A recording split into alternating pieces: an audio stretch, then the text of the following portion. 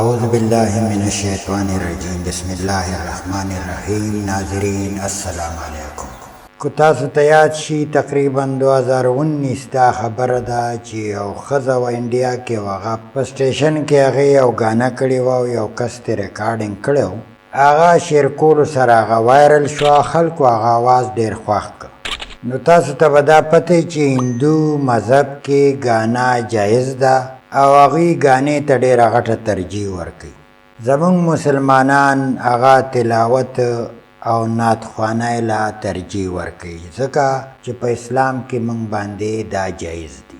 زه تاسو ته د انډیا هغه ویډیو هم پیش کوم او زه تاسو ته د پښتو یو نعتخوان هم پیش کوم چې هغه په یو سړک په غاړه عام چانده ټولوي او د نعت ویلی چې څنګه د هغې نیچرل اواز دی دقسې د دې سړي نیچرل اواز دی.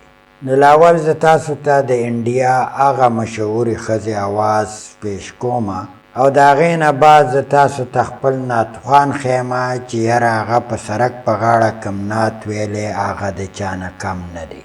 نو ناظرین کوشش وکړئ چې دا ویډیو وایرل کړئ چې زمونږ دا نعتخوان هم د چا نه کم نه دی او دیم هغه مقام ته ورسي. دا ویډیو شیر کړئ، لایک یې کړئ او بیل آیکن هم وښئ. راځئ چې دا ویډیو زه ګورو.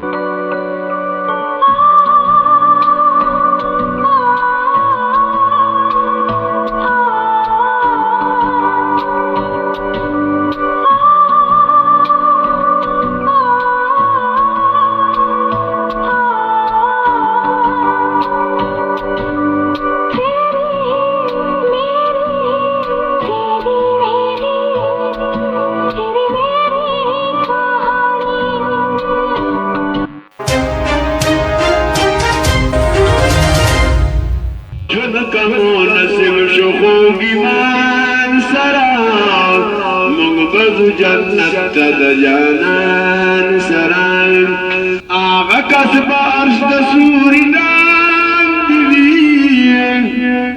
هغه کس به عرش د سوري لاندې وي، مینه چې لري د پاک قرآن سره موږ به ځو جنت ته د جانان سره ژوند کوو نصیب شو خوږ ایمان سره موږ به ځو جنت ته د جانان سره اخوا به نارې وي د نبسي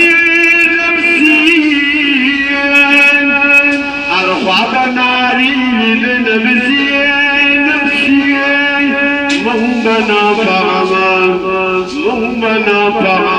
نه خفګان سره بزو جنت تا دا جانان سرائے چون کمو نسیو شو خوب ایمان سرائے مگ بزو جنت تا دا جانان سرائے گردی امتیان بپاک رسول پسیر گردی امتیان بپاک رسول پسیر پاک رسول ودار بوی میزان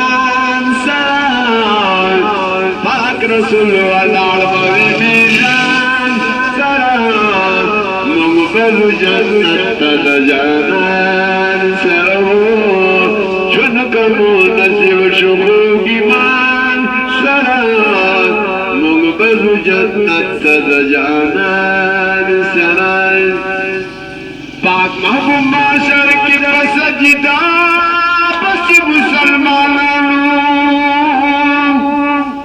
محبوب معاشر کی پسجدہ بشی شروع بشی عیسیٰ بر یو انسان سرا موږ به ځو جنت ته د جانان سره ژوند کوو نصیب شو خوږ ایمان سره موږ به ځو جنت ته د جانان سره او ټولو